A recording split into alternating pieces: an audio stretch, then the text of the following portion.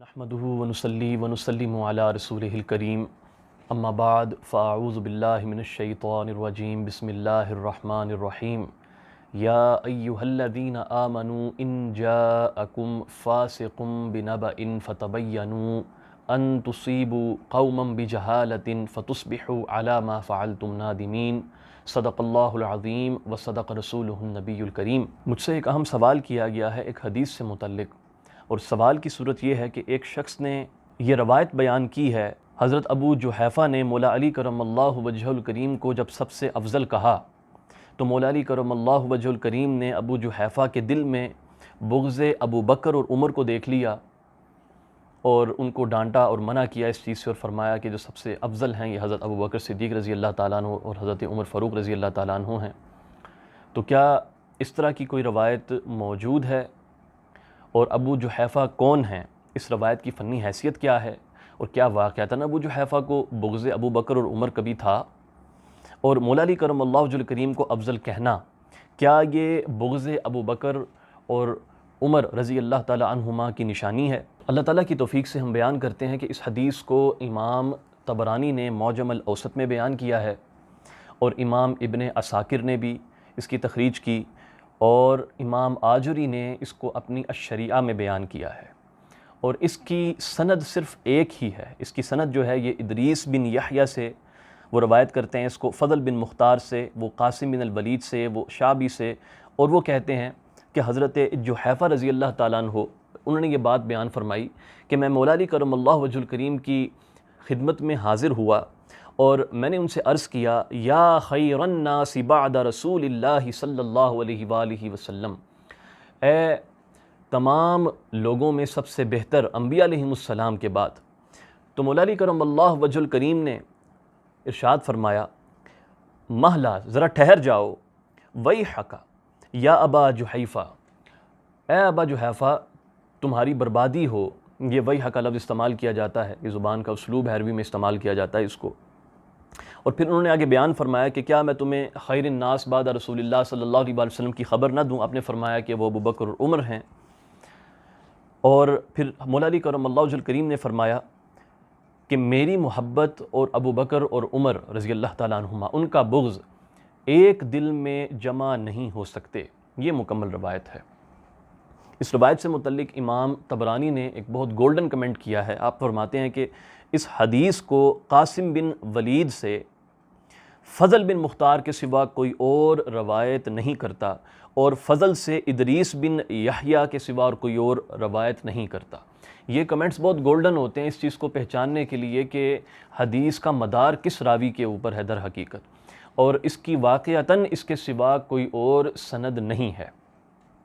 اس حدیث کے اوپر متن پر بھی کلام کرنا ہے اور اس کی سند پر بھی کلام کرنا ضروری ہے۔ تو کلام کو باقاعدہ شروع کرنے سے پہلے امام ابن حجر ہیثمی کا میں ایک قول یہاں پر بیان کر دیتا ہوں کہ انہوں نے اس حدیث سے متعلق کہا ہے کہ اس کو مختلف طرق کے ساتھ ابو ذر ہروی نے اور دارقطنی وغیرہ نے جو ہے وہ بیان کیا، اور پھر انہوں نے یہ واقعہ بیان کیا۔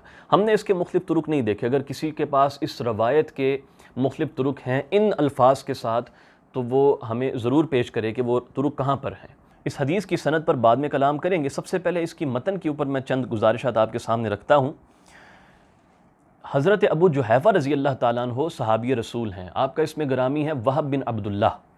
کسی ایک شخص نے بھی آپ کی صحابیت کا انکار نہیں کیا اور آپ کی صحابیت کو مختلف ہی نہیں کہا کہ شک ہے لوگوں کو یہ صحابی ہو سکتے ہیں کہ نہیں ہو سکتے۔ آپ کا شمار بالاتفاق بالاجماع صحابہ کرام میں ہوتا ہے۔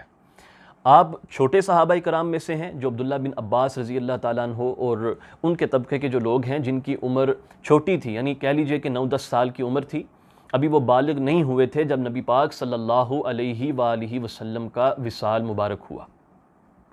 لیکن آپ نے نبی پاک صلی اللہ علیہ وآلہ وسلم سے ڈائریکٹ احادیث کا سماع کیا ہے، اس کو روایت بھی کیا ہے، اور آپ کی روایات کتب ستہ میں موجود ہیں، مسانید میں آپ کی روایات کے ابواب باقاعدہ قائم ہیں۔ تو آپ کے صحابی ہونے پر کسی کو اختلاف نہیں ہے۔ تو آپ کی ذات کے اوپر یہ تہمت لگانا کہ آپ کو بغض ابو بکر اور بغض عمر رضی اللہ تعالیٰ عنہما ہے، ہمارے نزدیک اگر کوئی شخص حضرت ابو بکر صدیق اور حضرت عمر فاروق رضی اللہ تعالیٰ عنہ کا بغض رکھتا ہے اپنے دل کے اندر، وہ تو ایمان سے خالی ہو جاتا ہے آدمی۔ اور اتنی بڑی تہمت کسی صحابی کے اوپر لگانا، ڈرنا چاہیے۔ اب مزید حضرت ابو جحیفہ سے متعلق خاص بات یہ یاد رکھیے گا کہ یہ مولا علی کرم اللہ وجہ الکریم کے خاص اصحاب میں سے تھے، اور شاید یہی جرم ہے ان کا کہ ان کے اوپر بھی جو ہے وہ بغض کی تہمت لگا دی گئی، کہ ان کے دل میں بغض تھا حضرت ابو بکر صدیق اور حضرت عمر کا۔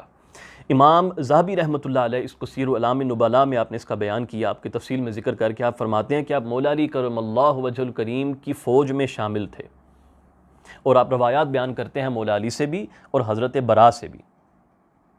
اور آگے حافظ آپ بھی لکھتے ہیں کہ یہ بھی کہا گیا ہے کہ جب مولا علی کرم اللہ وجہ الکریم خطبہ ارشاد فرماتے تھے تو آپ ان کے منبر کے ساتھ ان کے نیچے جو ہے نا وہ کھڑے ہو جایا کرتے تھے، اور تمام جنگوں میں آپ نے مولا علی کرم اللہ وجہ الکریم کے ساتھ آپ نے شرکت فرمائی ہے۔ تو آپ کا مولا علی کرم اللہ وجہ الکریم کے ساتھ ایک بہت گہرا تعلق تھا، بڑا خاص ایک رشتہ تھا، آپ کو اہل بیت علیہ السلام سے بڑی خاص ایک محبت تھی۔ اب ان کی روایات میں آپ کے سامنے رکھتا ہوں۔ ایک تو بخاری شریف کی ایک حدیث ہے، وہ یہ اس کے راوی ہیں، یہ نبی پاک صلی اللہ علیہ وآلہ وسلم کے شمائل میں حدیث آتی ہے کہ وہ بیان فرماتے ہیں، حضرت ابو جحیفہ رضی اللہ تعالیٰ عنہ بیان فرماتے ہیں کہ رأیت النبی صلی اللہ علیہ وآلہ وسلم وکان الحسن یشبہہ، میں نے نبی پاک صلی اللہ علیہ وآلہ وسلم کا نظارہ کیا، امام حسن علیہ السلام آپ کی سب سے زیادہ تشبیہ رکھتے ہیں، سب سے زیادہ مشابہ ہیں۔ تو اس سے ایک تو یہ بھی پتہ چل گیا کہ یہ واقعتاً صحابی رسول ہیں، انہوں نے نبی پاک صلی اللہ علیہ وسلم کی زیارت بھی کی ہے، آپ سے احادیث کا سماع بھی کیا ہے، اور پھر اہل بیت علیہ السلام سے ان کو کیا محبت ہے وہ بھی کھل کے سامنے آ گئی۔ ایک تو یہ روایت ہو گئی۔ دوسری طرف ایک تو یہ الزام لگانا کہ یہ ابو بکر صدیق رضی اللہ عنہ سے بغض رکھتے ہیں۔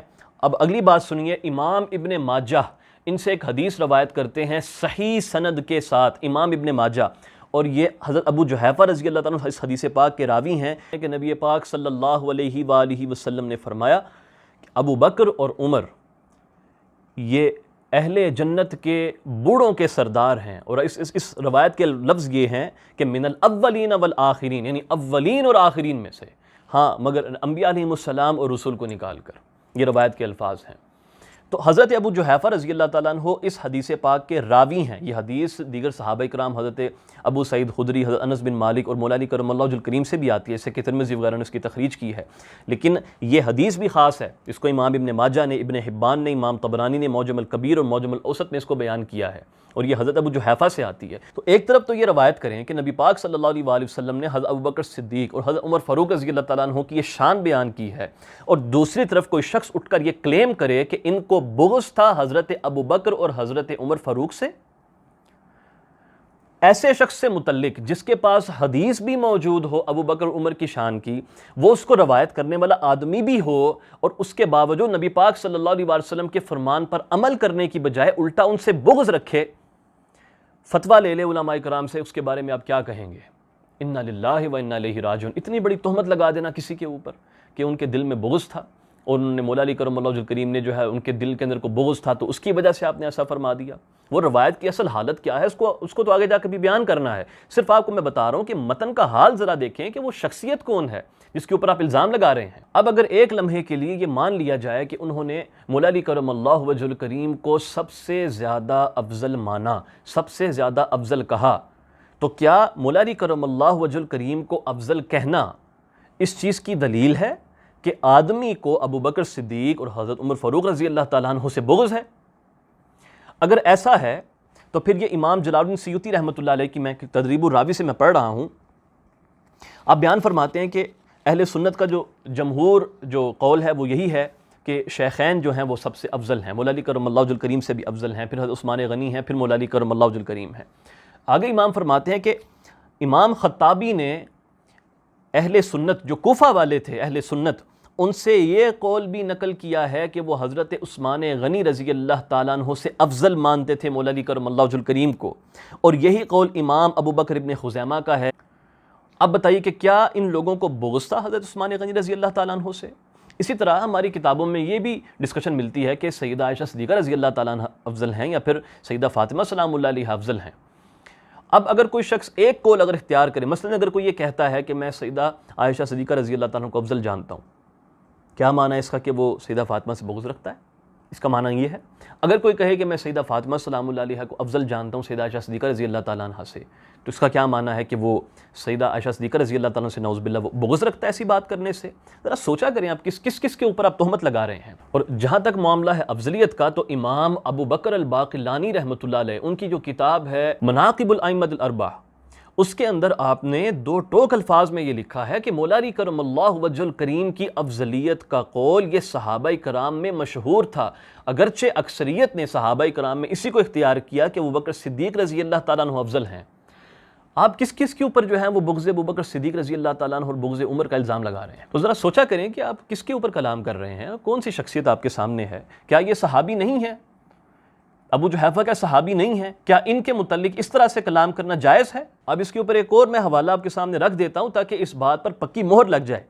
حضرت ابو طفیل رضی اللہ تعالیٰ عنہ، یہ صحابی رسول ہیں، یہ بھی امام ابن عبد البر الاستیاب میں ان سے متعلق فرماتے ہیں 2 ٹوک الفاظ میں، وَكَانَ مُتَشَيِّعًا فِي علی، آپ فرماتے ہیں کہ آپ مولا علی کرم اللہ وجہ الکریم کے شیعہ تھے اور آپ مولا علی کرم اللہ وجہ الکریم کو سب سے افضل جانتے تھے اور شیخین کی تعریف فرمایا کرتے تھے، اور عثمان غنی رضی اللہ تعالی عنہ پر آپ ترحم فرمایا کرتے تھے، یعنی ان کے اوپر رحمت بھیجا کرتے تھے۔ اور یہی بات دیگر ائمہ کرام نے بھی لکھی ہے، ابو طفیل کی جہاں سے بایوگرافی آپ پڑھ سکتے ہیں پڑھ لیں، یہ بات آپ کو ملے گی۔ تو کیا کہیں گے ان کو بغض ہے شیخین سے؟ کچھ سوچنا چاہیے باتیں کرتے ہوئے، اس طرح سے بس ہم جو ہیں جذبات میں بات کر دیتے ہیں۔ اب آپ کو ایک بہت انٹرسٹنگ میں یہاں پر ریفرنس دیتا ہوں حضرت عمر بن عبدالعزیز کا۔ حضرت سالم نے، جو عبداللہ بن عمر رضی اللہ تعالیٰ عنہ کے جو صاحبزادے ہیں سالم، انہوں نے حضرت عمر بن عبدالعزیز رضی اللہ تعالیٰ عنہ کو کچھ احکامات جو تھے صدقات سے متعلق وہ بھجوائے، تو ساتھ آپ نے یہ بھی فرمایا کہ اِنَّكَ اِنْ عَمِلْتَ بِمِثْلِ عَمَلِ عمر فِي زَمَانِهِ وَرِجَالِهِ فی مثلی زمانی کا ورجالی کا، کہ اے عمر بن عبدالعزیز اگر آپ ان احکامات کے اوپر آج عمل کر لیں، جس طرح عمر فاروق نے اس زمانے میں جیسے لوگ اچھے لوگ تھے اس طرح عمل کیا، اور آپ کے زمانے میں جس طرح کے لوگ ہیں ان کے اندر رہتے ہوئے اگر آپ ان احکامات پر عمل کر لیں، سالم فرماتے ہیں کنت عند اللہ خیرا من عمر، تو آپ اللہ کے نزدیک عمر فاروق رضی اللہ تعالیٰ عنہ سے بھی بہتر ہوں گے۔ کیا کہیں گے اب سالم کے اوپر؟ کیا کمنٹ ہے آپ کا؟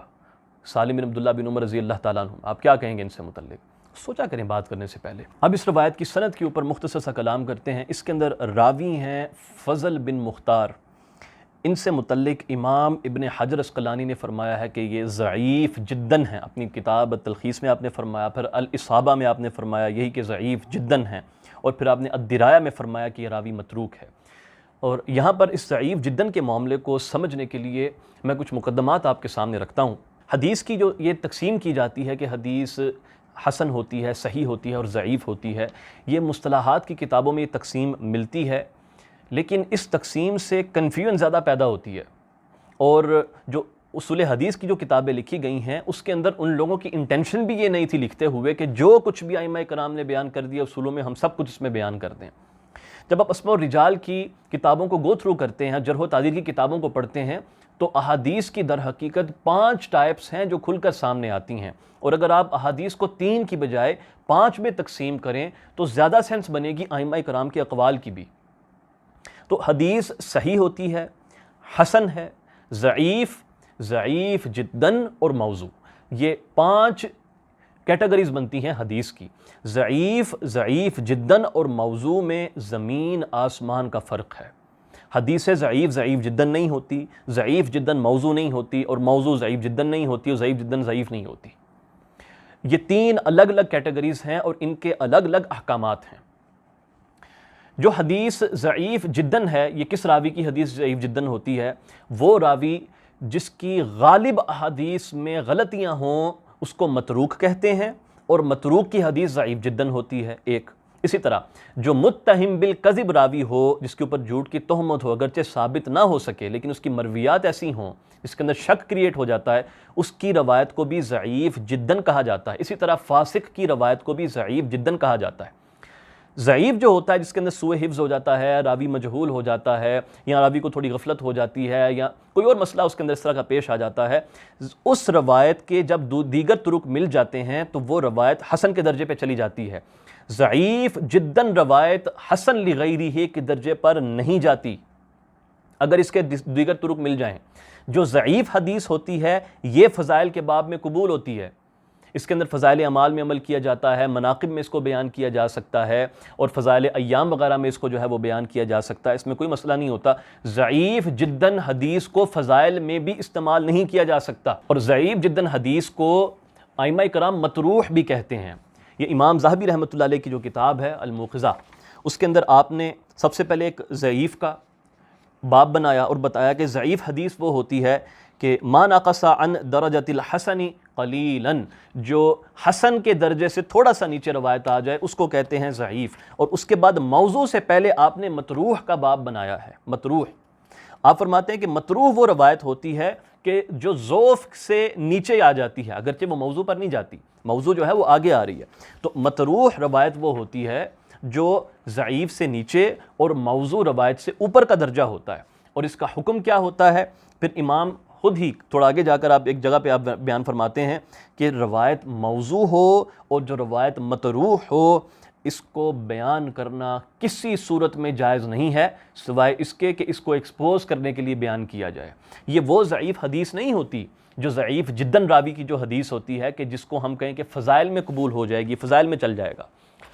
اور یاد رکھیے کہ جیسے کہ میں نے پہلے بیان کر دیا کہ جب ضعیف احادیث کے مختلف طرق ملتے ہیں تو وہ حسن لغیرہ ہی کے درجے پر چلی جاتی ہے، اور اگر ضعیف جداً حدیث کے مختلف طرق مل جائیں تو وہ حسن کے درجے پہ نہیں جاتی بلکہ وہ ضعیف کے درجے پہ چلی جاتی ہے۔ تو پھر اگر مختلف طرق ضعیف جداً حدیث کے جمع ہو جائیں تو پھر اس کے اندر فضائل وغیرہ کے اندر اس کو قبول کیا جا سکتا ہے۔ امام سخاوی نے فتح المغیث میں اس سے متعلق بہت زبردست کلام آپ نے فرمایا ہے۔ آپ فرماتے ہیں کہ مثال کے طور پر بعض ایسی احادیث بھی ہوتی ہیں کہ جس کے اندر ایسا ذوف پایا جاتا ہے کہ مختلف طرق کے باوجود وہ حسن نہیں ہوتی۔ اس کی مثال وہ دیتے ہیں کہ من حفظ علی امتی 40 حدیثا، جو 40 احادیث کو حفظ کرنے سے متعلق جو ایک روایت آتی ہے اس کی فضیلت میں، یہ اس طرح کی روایت ہے۔ اس کے طرق بہت ہیں لیکن امام نووی نے اتفاق نقل کیا ہے علماء کرام کا، محدثین کا، کہ حدیث پھر بھی ضعیف ہے، پھر بھی ضعیف ہے۔